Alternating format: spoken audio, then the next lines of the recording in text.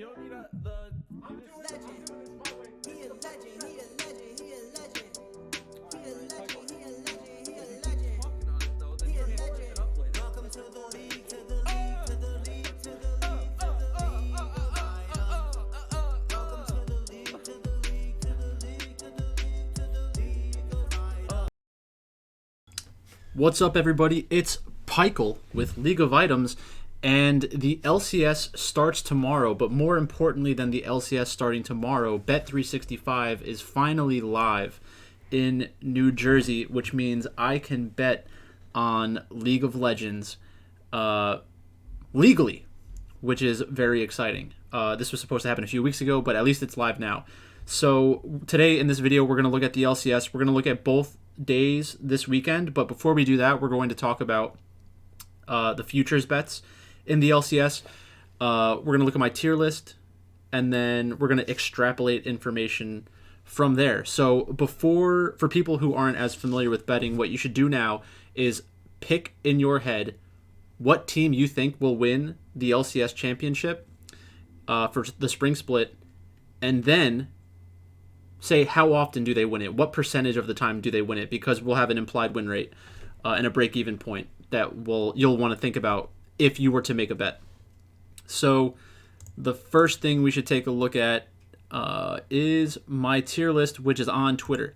So if you take a look at my tier list, we have Evil Geniuses in first place, Team Liquid, 100 Thieves, Cloud9, TSM, Dignitas, and then CLG, Golden Guardians, FlyQuest, and Immortals, and that is the order of the teams, and it's also broken down into tiers. So I think that my tier list isn't directly applicable to the LCS spring split, because mine is more taking a longer view of the teams, thinking about Worlds, thinking about the progression of teams and their future prospects as well, meaning like how well they will do in the future, not like prospects, like players. But that's my starting point. So when I take a look at this, there are two things I think about is, what team do I think is the best, and also what is the playoff format, because the format will tell us a decent amount about the chances of a team to win if it was purely random.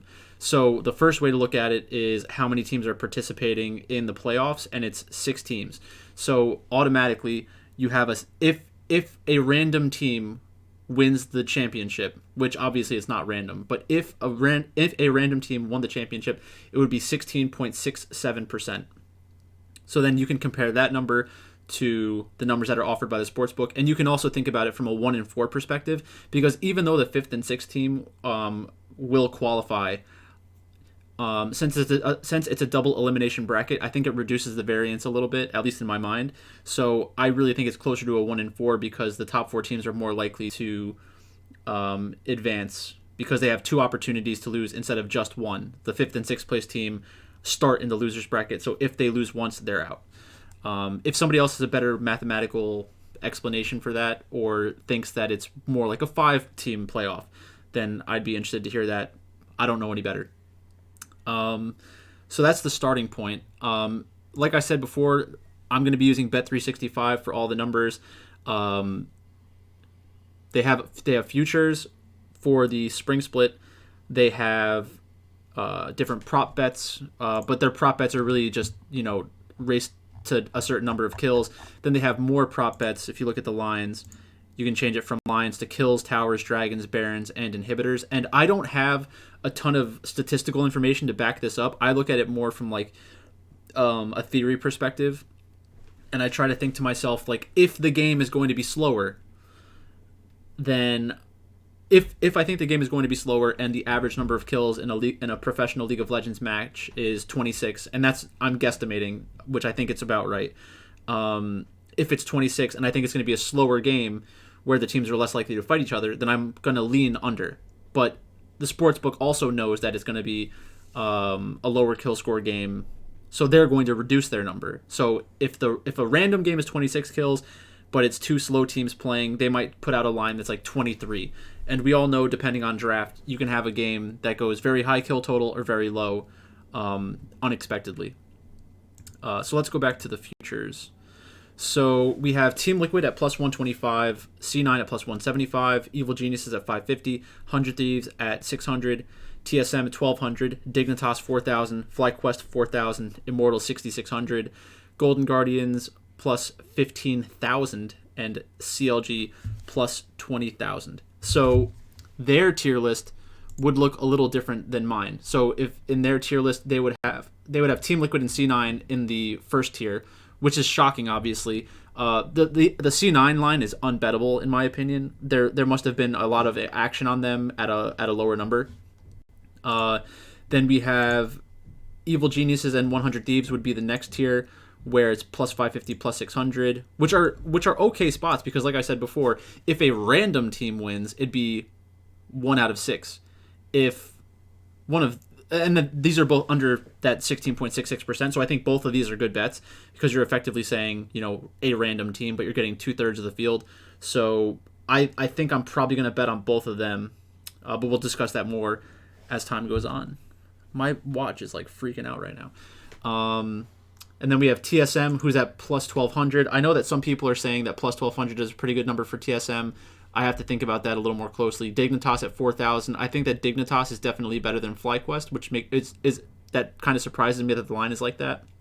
And then another discrepancy would be where I have CLG. I think that CLG is better than FlyQuest, Golden Guardians, and Immortals. I don't think that they're going to win the championship, but I think that it's an interesting spot. I will probably not take. Let's just go one by one. So first up, Team Liquid. Team Liquid at plus 125. Do I think that they win the finals 44% of the time? The answer is obviously no. I don't think I'd really ever be able to bet on this number at plus 125. The only time that you want to bet on Team Liquid is in that finals match, because you'll probably get worst case scenario at the end of playoffs. I couldn't see them being any larger than a minus 180 favorite. So you're not going to want to put a bunch of money on Team Liquid at this point, let it sit out there for a couple of months, and then have to hedge out of it, but you can't even have a good hedge opportunity. And that might be a little esoteric for some people that don't understand hedging and stuff like that, but this is more of a basic video. Cloud9 at 175. Again, with the uncertainty around their roster, we haven't seen them play anybody. I'm shocked that the number is 175, which implies that they win 36% of the time. So if you bet $100, you'd win $275. I don't see how anyone would feel comfortable making that bet. And now we get into the two teams that I think offer the best odds, even though it's not much higher. I think that Evil Genius is at plus 550, bet 100, win 650. That seems like a really good line to me, because like I said, a random team would be 16.67%. So I'll definitely be placing a wager on that. We'll make that green. Definitely betting on 100 Thieves. And then this is where it gets interesting, because I do like the idea of getting money on TSM at this point, because there's a very real scenario where I get into playoffs and I have Evil Geniuses, 100 Thieves, TSM futures, and then I can just start hedging out of it. So I'd probably want to bet TSM. So I'll say yellow. Dignitas. Let's talk about Dignitas real quick, because they had a pretty good performance in LCS lock-in. So how do they become a team that has a chance to win the championship in the spring? I think that Fake God is good enough compared to a lot of the top laners in the league. You would think that obviously Whippo, maybe someday, maybe Impact, definitely Summit, maybe Huni, maybe Licorice, maybe Kumo are all players who could beat him somewhat consistently in like a carry versus non-carry matchup. But Fake God is decent at the scaling type of League of Legends, where he's not really asked to win his lane very hard. He's just going to scale into the late game, show up for team fights, and do his job. So I don't think that there's a reason to be super low on Dignitas because of Fake God. River is a very good jungler. I think that River's either the 4th or 5th best jungler in the LCS, and that was my opinion before lock-in. I think he's definitely better than Santorin, for example, which is probably not a common opinion, or at least wasn't before lock-in. Then we have Blue. I think that Blue is good enough in the LCS. I think that there are a couple mid laners that we know have more of a pedigree and experience on stage, but blue is good enough to get them into playoffs for sure. And then Neo and Biofrost. Neo is a player who did really well in, I guess it was 2020 when they had Afro Mu. It was like Huni, Afro Mu. Who were the other players? I forget who the other players were. Their mid laner was Soligo, I think. But that team was actually like okay to bet on. There were a few times where they cost me a decent amount of money on DraftKings by not following through and winning a game. Like I needed them to get like 10 kills in a game to like win a tournament, and they got like 7, which is obviously a super low outcome. And then Biofrost didn't play last year because he didn't have an opportunity that was good enough for him, I think. So that's a bet that I'm definitely interested in. I don't know how much I'm going to bet on them, but I definitely want to have money on them, because this means that they're like, if we get into the playoffs and out of the 6 teams I have four live teams, then I can bet against myself to make sure I win something. So I think I definitely want TSM, definitely want Dig. I'm not going to touch FlyQuest. I just don't like their team at all. I'm not going to bet Immortals. I don't like their team at all. I'm not going to bet Golden Guardians. I don't like their team at all. And then with CLG is kind of interesting because they might give you a great opportunity to hedge later on in the season.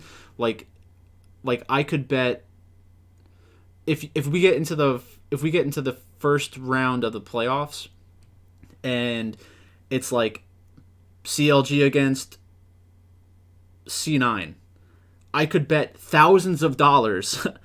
Well, maybe not thousands, maybe thousands. I could bet hundreds of dollars for sure that Team Liquid or C9 just beats them easily. Actually, it would be whatever team drops down into the losers bracket. So yeah, you're going to have an opportunity to bet hundreds of dollars on a team as a hedge against your future bet. Because if CLG wins and you bet $100 on them and they make it into playoffs and they win 1 or 2 matches, the sportsbook's probably going to offer to buy you out. And then you can also just hedge against it. So I think that I do want to put in a bet on CLG as well. And then this is something that you want to watch out for throughout the season. If Cloud9 looks really bad for a couple of weeks, then you might want to bet on them more. If Evil Geniuses or 100 Thieves starts off slow, maybe you get an opportunity to kind of double down on them. So I think that's what I'll probably do. I'll probably bet, between $25 to $50 on each of these teams at the beginning of the season. And then as time goes on, I might look to get more money onto them if the line moves. I can't bet on my computer because you need to have wireless connection so they can geo-position you or whatever, geolocate you. But that's what I'm thinking about for futures right now. So I will have a bet on all 5 of those teams to win the spring split. Let's go to 2022. So now we can take a look at the matches for this weekend.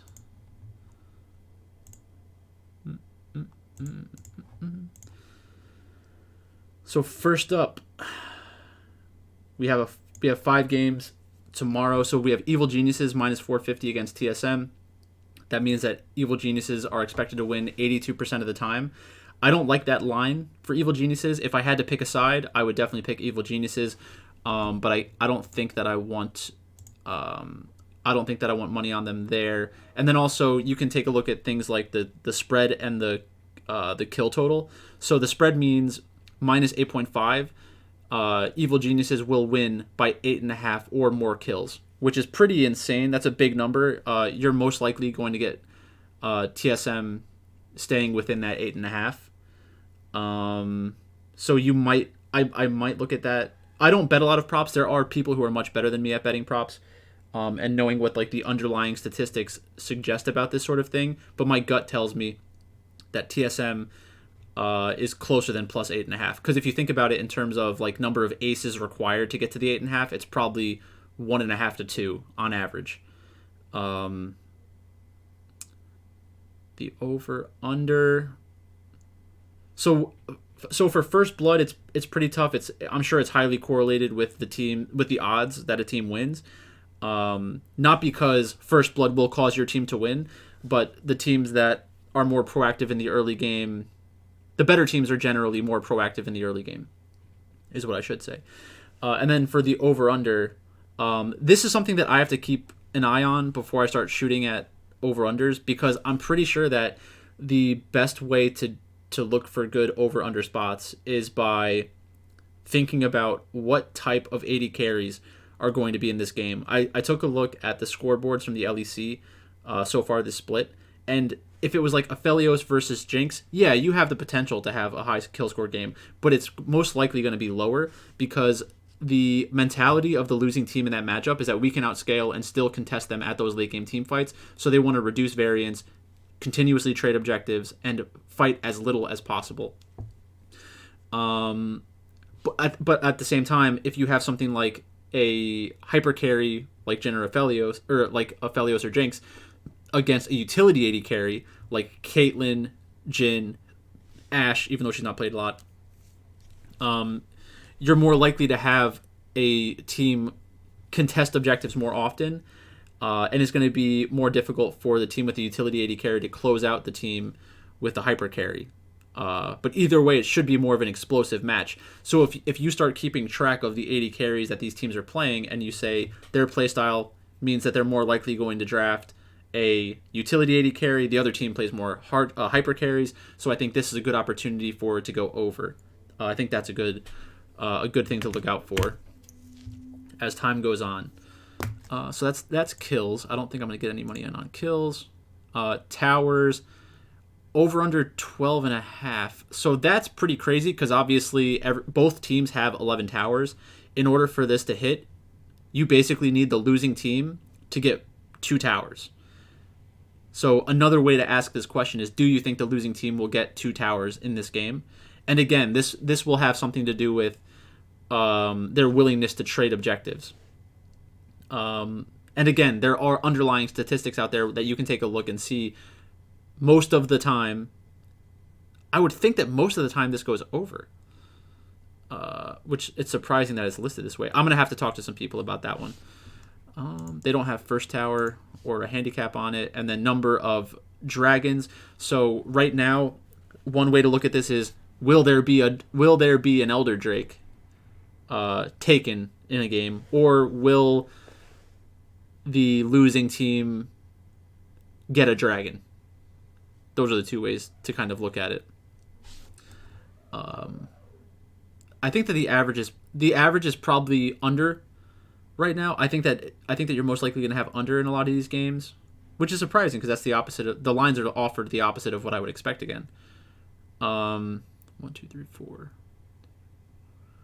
I feel like today in the LEC there were a lot of unders, and then with Barons over under 1.5, and I think most of the time it's under because teams will generally end the game after 1 Baron. So there's that.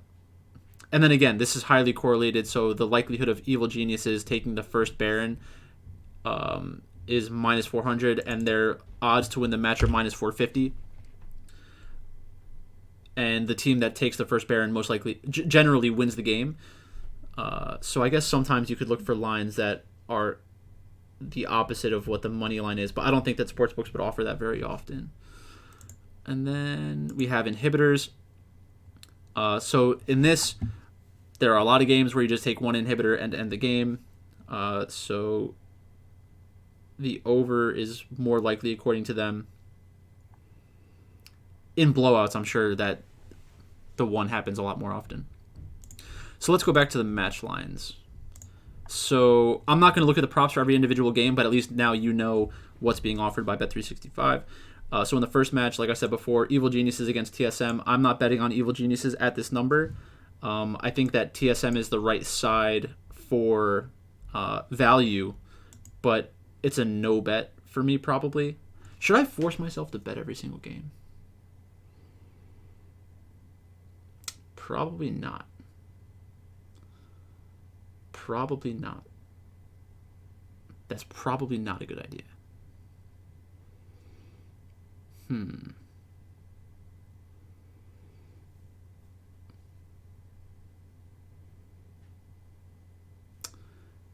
I'll have to think about that. I'll have to think about that, and I'll let you know tomorrow whether or not I'm going to do that.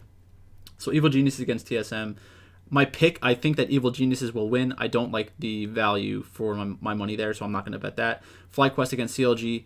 FlyQuest are the favorites, which is funny. Minus 138 to plus 100. That's definitely a CLG spot for me, so I'll be betting on CLG. I'll be betting $20 on that. Team Liquid against 100 Thieves. I don't think that 100 Thieves should be a plus 125 underdog. That implies they win 44% of the time. I think it's probably closer to 50-50. I like both of these teams a decent amount. So I'll be betting on 100 Thieves there. C9 against Golden Guardians. I think that C9 is much better than Golden Guardians. Golden Guardians are a bad team, but let's... C9 Golden Guardians. It's the reason why it's possible for a team like Golden Guardians to beat C9 is because they haven't been able to practice, but I don't know if I really want to play that angle. I'd rather see that once before I bet against them. And then Dignitas against Immortals. I like Dig a decent amount more than Immortals, so I'm picking Dig, and I'll also make that bet, $20 on that one. And then on Sunday we have 100 Thieves against CLG. So that is a good spot for 100 Thieves. Minus 300 is a little rich. I don't love betting at those odds, but I might do it anyways. And I'll probably throw some parlays together. TSM against Dignitas. That could be a good Dignitas spot. I think that what you should do is bet on TSM closer to game time, because after the results from Saturday, you might get a better number for TSM, but at the same time, if they beat Evil Geniuses, then you're gonna get a worse number. I'm gonna pick TSM here. This might change. I might make a bet on the other side, depending on what happens tomorrow in the games. Evil Geniuses against C9. I think that this is the perfect spot to pick Evil Geniuses before the games tomorrow, because if C9 comes out and looks good, actually, that might be another spot where you have to bet closer to game time. If Evil Geniuses wins and C9 also wins, this line probably is just a pure 50-50, which it kind of is already. If Evil Geniuses lose to TSM and C9 wins, that's fine.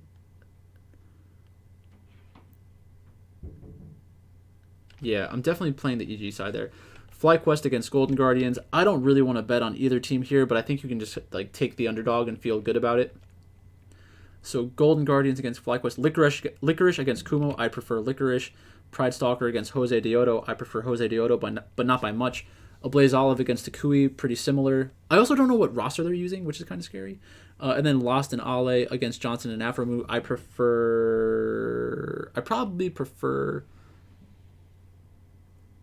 neither. I think they're about even. Do I think that Licorice is going to top diff him that much? Probably not. Minus 188 to 137. I think you have to take Golden Guardians there. You're getting value for your money. And I think it's a pretty even matchup. So I want the Golden Guardians in that one.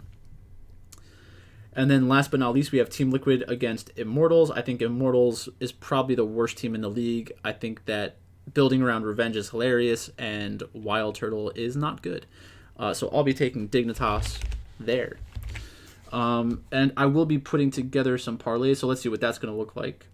So first up, we have EG, CLG, 100 Thieves, Cloud9, Dig.